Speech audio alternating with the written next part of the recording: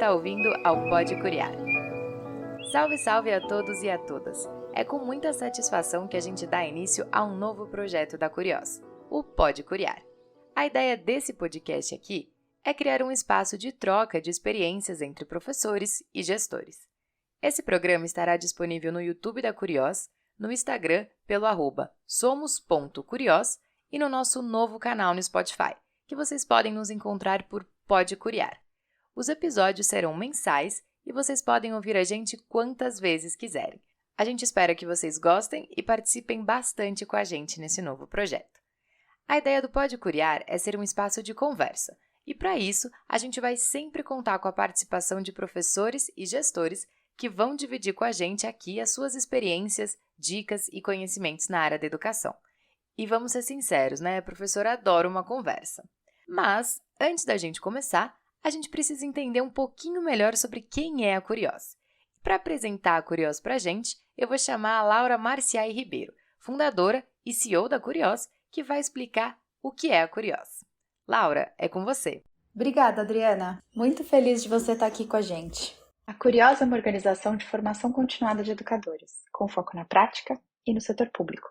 A gente acredita no poder da educação e confia no potencial dos educadores brasileiros para a transformação social do Brasil. Por isso, a gente trabalha facilitando o trabalho de professores, coordenadores pedagógicos e gestores escolares, além de técnicos e secretários nas secretarias de educação, aliando teoria e prática. A Curiós tem uma abordagem coletiva e colaborativa, que busca construir uma aprendizagem contínua e efetiva, transformando cada escola e rede de educação em uma comunidade de aprendizagem, buscando desenvolver e alavancar o potencial de cada profissional e aluno. A gente traz estratégias inovadoras, desenvolvidas de acordo com as necessidades do século XXI, mas focando sempre na simplicidade, quebrando problemas complexos em etapas menores e práticas para implementação. A gente usa a tecnologia para chegar mais longe, de norte a sul do país, e nos lugares que mais precisam de apoio. A Curiós busca trazer repertório e, ao mesmo tempo, valorizar os saberes locais, co-construindo soluções embasadas na troca de experiências entre profissionais de todo o Brasil.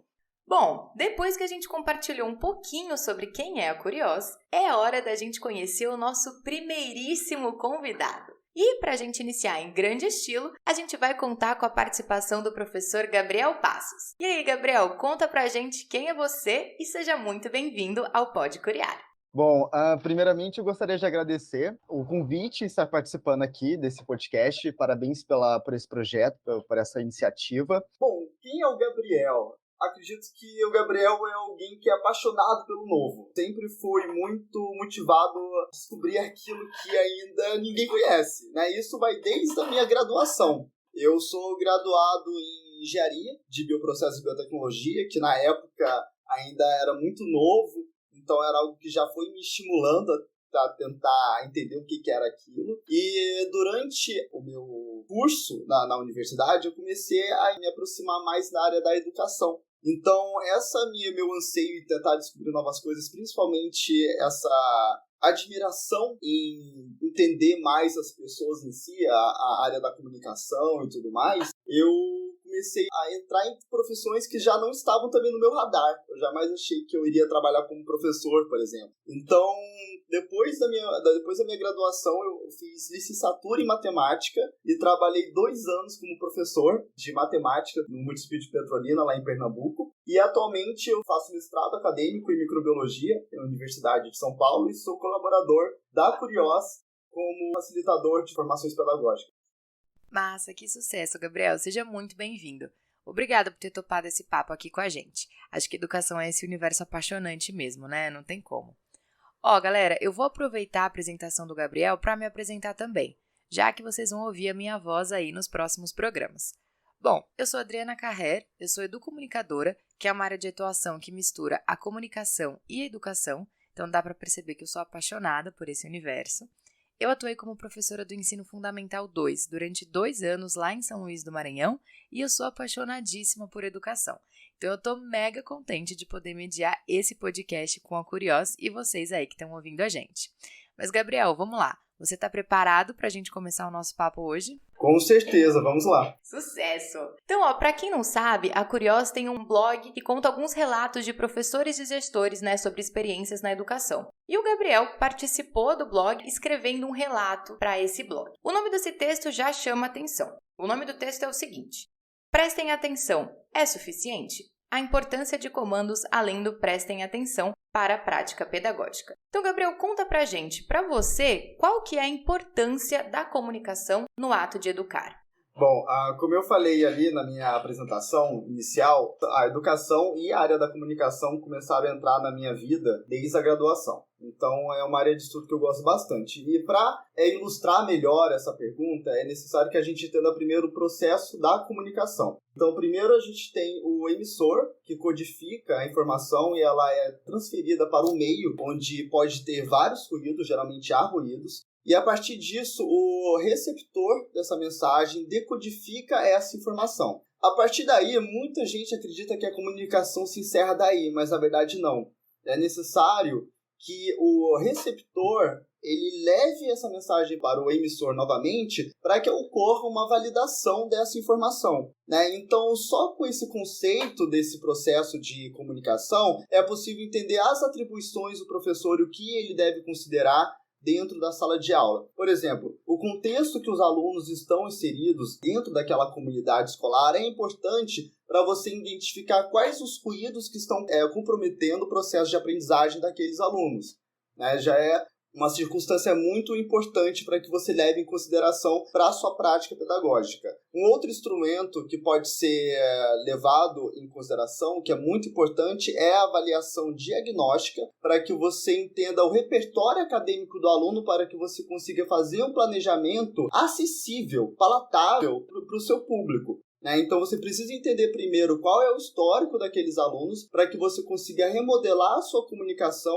como que você vai transferir esse conhecimento de uma forma que eles consigam absorver. A última coisa que vem na minha cabeça, que eu acho que é uma ferramenta importantíssima, é a validação de aprendizagem, porque a partir dessa estratégia pedagógica você consegue estimular uma cultura de feedback entre o aluno e o professor, na qual você tem consciência da progressão de aprendizagem do aluno e o aluno também tem a liberdade de conversar e compartilhar com o professor não só as suas vulnerabilidades, mas também as dificuldades que ele está tendo naquela determinada disciplina, para que o professor consiga adaptar a sua comunicação, a sua oratória e a forma como ele está transferindo esse conhecimento através de um bom planejamento pedagógico. Boa, Gabriel, você traz um ponto importante nessa sua fala, que eu acho que é muito pensar esse processo, né, da educação como um processo de doação entre essas duas partes, né? Então é importante o professor estar muito alinhado com o aluno e o aluno estar muito alinhado com o professor. Então acho que isso é muito fundamental quando a gente para pensar que cada turma realmente é uma turma, que cada plano de aula tem que ser adaptado, né? Então acho que isso faz muita diferença mesmo. E você comentou também sobre essa questão dos ruídos, né, em sala de aula, e dá pra gente pensar, por exemplo, quando eu estava dando aula, as salas não tinham ar-condicionado, então eram 4 ventiladores super barulhentos numa sala de quase 40 alunos de 6º ano. Então isso também deve ser levado em consideração quando a gente fala de comunicação em sala de aula, né? Com certeza. E não só os ruídos físicos que acontecem dentro da sala de aula, mas também os ruídos emocionais. Quais são todas as barreiras, quais são todos os empecilhos, os entraves que a gente encontra para que o aluno consiga acessar aquela informação. Então a gente considera tudo isso como ruído na hora de você transferir o conhecimento para aquela pessoa. Não, muito bom. E agora, né, que eu trouxe aqui também esse exemplo do 6º ano, no seu relato para o blog da Curiós, você traz exatamente, né, essa experiência da comunicação no 6º ano. E aí eu queria te deixar uma pergunta e uma reflexão. As turmas do 6º ano, elas são um desafio muito específico, porque elas estão vivendo uma transição. Elas estão saindo ali do 5º ano, né, geralmente eles têm 1 ou 2 professoras, e aí eles começam o 6º ano com 10 professores diferentes, 10 matérias diferentes de uma só vez. Como será que isso impacta a maneira que a gente, professor, se comunica com essa faixa etária do 6º ano? Bom, essa é uma pergunta muito importante. É um tema que ainda não é levado tanto em consideração como deveria ser levado. O processo de transição dos alunos do 5º ao 6º ano é um processo muito delicado e um deles, essa grande diferença é exatamente isso que você falou na sua pergunta. Ele não tem agora só 1 ou 2 professores, ele vai ter um professor por disciplina. Esse processo, né, quando os professores do 6º ano, eles não devem focar nessa dificuldade, nesse desafio, como algo pontual, mas ele deve incluir esses desafios dentro do planejamento pedagógico deles. Através de como? Através de acolhimentos, dinâmicas, avaliações diagnósticas, muitas coisas que você consiga fazer com que o aluno tenha uma boa adaptação para esse novo momento, essa nova rotina. E outra coisa que é muito importante quando a gente fala sobre comunicação é você ajudar a estimular nos alunos uma noção de organização. O aluno vai precisar ter uma noção bem melhor, bem mais aprimorada sobre quanto dura cada aula, por exemplo, sobre a organização do material escolar, organização de tarefas de cada professor. Cada professor tem uma metodologia pedagógica muito diferenciada e o aluno precisa conseguir distinguir isso entre as disciplinas. A gente precisa também estimular os alunos a criarem uma rotina, que é muito, muito importante. Além disso, é muito importante também que a gente também transcenda essa comunicação para a família. Acolher a família, compartilhando com elas os professores que vão dar aula para os filhos, quais serão as propostas pedagógicas para aquele ano. Porque o acolhimento familiar também é muito importante para o processo de adaptação do aluno dentro da sala de aula. E, por último, também a comunicação é muito importante para o fato do acolhimento do próprio aluno da sala de aula. Então, eu costumo fazer algumas dinâmicas com os meus alunos, costumava fazer algumas dinâmicas com os meus alunos, que uma delas é o rito de passagem. É quando eles chegam para o 6º ano, eles pegam algum item que lembram, de certa forma, remete ao 5º ano e eles se desapegam daquele item. Então, agora vocês estão ficando maiores, vocês estão ficando mais maduros.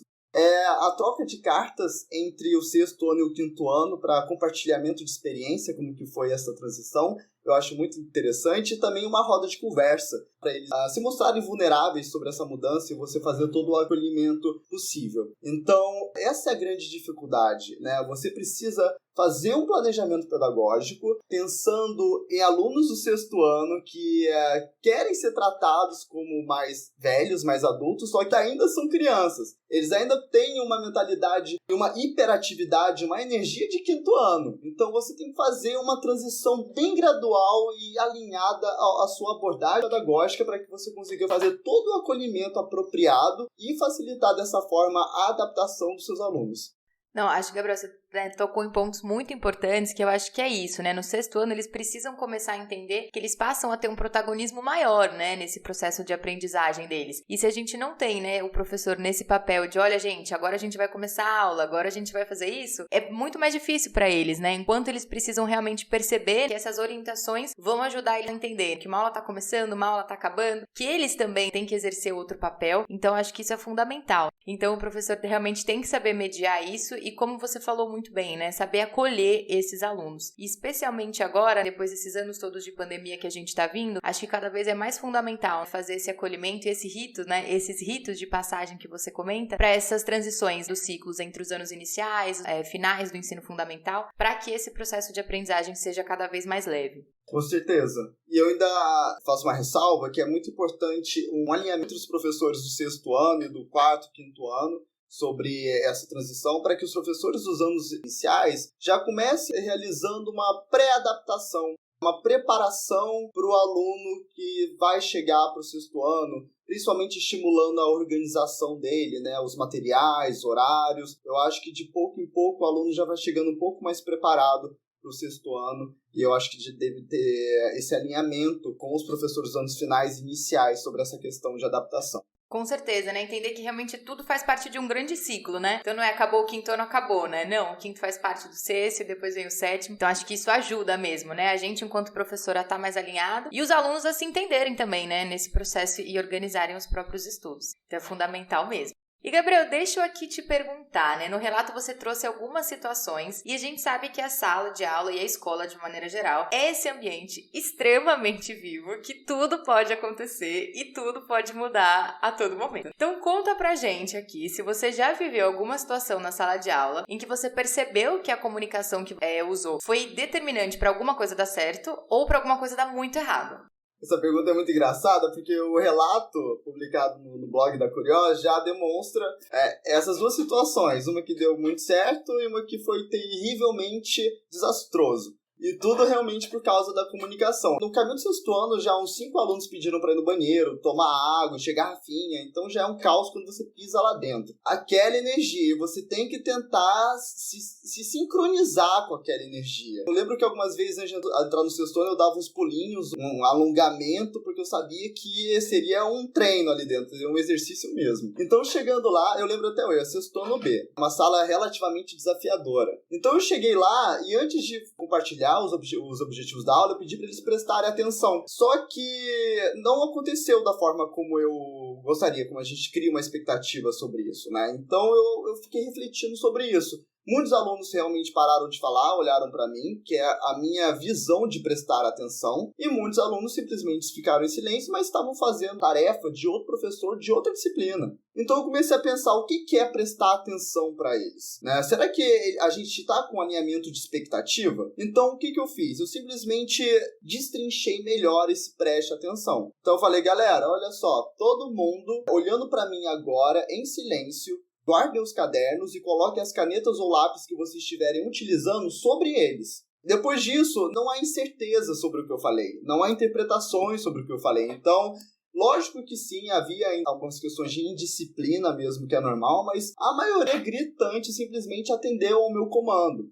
Então, a estratégia pedagógica de comandos específicos é muito importante porque você consegue subdividir um determinado pedido em etapas simples e que facilmente interpretáveis pelos alunos para que você consiga ter uma boa gestão de sala de aula. E nesse meu relato, eu não vou falar, eu vou deixar de curiosidade para quem quiser ler esse relato, por favor, vão lá, é muito engraçado. Tem uma parte que foi terrivelmente errado que aconteceu ali, e envolve aluno pulando de janela, mas fiquem tranquilos, era no térreo, não aconteceu nada, mas vão lá, deem uma lida, vocês vão entender o que deu errado nessa parte da comunicação. Não, perfeito, Gabriel. Ó, pra quem tá vendo a gente, recomendo mesmo ver esse relato. A parte final ali é sensacional. A gente fica, o que será que vai acontecer? O que será que vai acontecer? E eu acho que é isso, né? Traz a importância de como é a gente realmente colocar comandos claros, né? E o quanto esses comandos claros, eles vão fazer a diferença pra essa relação da gente com os alunos, dos alunos entre eles e entre professores e professores. E, Gabriel, deixa eu te perguntar também. Você chega a perceber alguma diferença em como você se comunica de acordo com uma série? Então, por exemplo, esse tipo de comando funciona melhor para o sexto ano e aquele tipo de comando funciona melhor para o nono. Isso foi uma experiência muito importante para mim, muito importante mesmo, porque eu consegui entender que em determinadas situações você tem que adaptar a sua comunicação também. No sexto ano, como a gente estava conversando, a energia ainda é latente, a hiperatividade, a garotada saindo do quinto ano, querendo já ser tratado como adulto, mas são crianças ainda. Então você precisa direcionar aquela energia para o processo de aprendizagem deles. Então eu sentia que quando eu dava aula para o sexto ano, o meu gasto energético era muito maior. Porque eu precisava não só utilizar da comunicação verbal, através de diferenças de entonação de voz, para chamar eles, para chamar a atenção deles, mas também utilizar muito da comunicação não verbal, que na verdade é a comunicação que mais é percebida pelas pessoas. Então, para o sexto ano, eu andava muito pela sala, eu gesticulava muito enquanto eu falava, os meus alunos até me imitavam, de tanto que eu mexia os braços. Eu andava pela sala o tempo todo, então era um gasto de energia muito maior. Então, no nono ano, no caso, que eu dava aula, era uma turma um pouco menos energética, era uma turma que já queria realmente ser tratado como adulto. Algumas abordagens pedagógicas, eles, que na cabeça deles eram infantis, e de certa forma, eles têm um grau de razão sobre isso, demandavam um outro tipo de tratamento. Então, eu tinha uma performance no nono ano mais séria. Eu tinha conversas mais sérias com eles, eu usava outros tipos de vocabulário, eu usava outros tipos de exemplo. Até a minha forma como a minha entonação de voz e a minha gesticulação física era diferenciada. Então é uma forma para você chamar a atenção. Qual que é a performance, qual que é o tipo de fala que você consegue entrar em sintonia com aquela sala para que consigam, de fato, estar prestando atenção em vocês. Então, é engraçado, eu falo que a cada sala, o professor entra em um novo palco, né, com diferentes públicos. A cada palco é uma peça diferente. Eu acho isso incrível, como o professor consegue ter uma adaptabilidade incrível em um dia, em 5 salas diferentes, com 5 performances diferentes, com 5 tipos de falas diferentes e oratórias diferentes. Então foi um aprendizado sensacional em relação à comunicação que eu tive, dando aula simplesmente para essas 2 salas, 6º ano e 9º ano. Acho que você traz uma palavra ícone, muito importante para a gente debater essa questão, que é a adaptação. O professor realmente é esse profissional que ele tem que se adaptar, porque isso também, né? Os alunos do 6º e do 9º, eles se relacionam diferente com a gente. Então, realmente, a gente tem que gesticular, tem que falar, tem que adaptar a aula. E acho que faz parte do ser professor, a gente carregar isso também, nos planejamentos e no dia a dia. Cada aula acaba sendo um show mesmo, verdade. Bom, e agora a gente já tá chegando pro nosso encerramento do nosso papo e a gente vai começar a estrear o momento que chama Fala Curiosa. Mas pra gente aqui que tá começando, esse é o primeiro episódio de lançamento, o que é esse momento do Fala Curiosa? Bom, é quando eu pergunto pro convidado uma pergunta bem tranquila, bem leve, quase nem um pouco difícil, que é o seguinte: o que é educação pra você em uma palavra ou uma frase? Complexo, né? Então, assim, a ideia é que a cada episódio a gente faça essa pergunta, esse momento Fala Curiosa, para que ao longo, né, dos episódios e do tempo, a gente vai criando, né, vai conseguindo construir um painel colaborativo sobre o que é educação pra gente que tá aqui falando sobre educação com vocês que estão ouvindo a gente. Então, para estrear esse nosso primeiro Fala Curiosa, eu vou perguntar para o Gabriel. Então, Gabriel, se prepara e vou te lançar aqui a pergunta. Gabriel, para você, o que é educação em uma palavra ou uma frase? Nossa, essa é uma pergunta bem difícil, mas a primeira frase que veio na minha cabeça quando eu penso em educação é que a educação é um ato de amor. Então, para mim, quando a gente pensa sobre educação de pais e filhos, educação entre colegas de trabalho, carreira do professor, que são dedicadas para o desenvolvimento humano, o desenvolvimento do sujeito. Eu acho que não há nada mais altruísta e mais amoroso do que isso. Perfeito! Vou até amarrar aqui, Gabriel, no meu curso, né, de Educomunicação, a gente fala que Educom é muito amor e luta, e eu acho que ser professor transmite muito isso. Acho que na sua frase, que vai já pro nosso painel aqui do primeiro Fala Curiosa, já vai entrar aqui no lugarzinho para ela. Bom, então, Gabriel, eu quero agradecer a sua participação. Foi uma delícia conversar com você, trocar, né, em cima do relato que você trouxe. A gente pôde aprofundar um pouco para comunicação, escola, como que isso funciona. Quero dizer que foi um prazer te receber aqui no nosso programa. Muito obrigada. Adriana, muito obrigado. Obrigado, Curiosa, também pelo convite de estar aqui. Foi um prazer. Eu amei também a nossa conversa.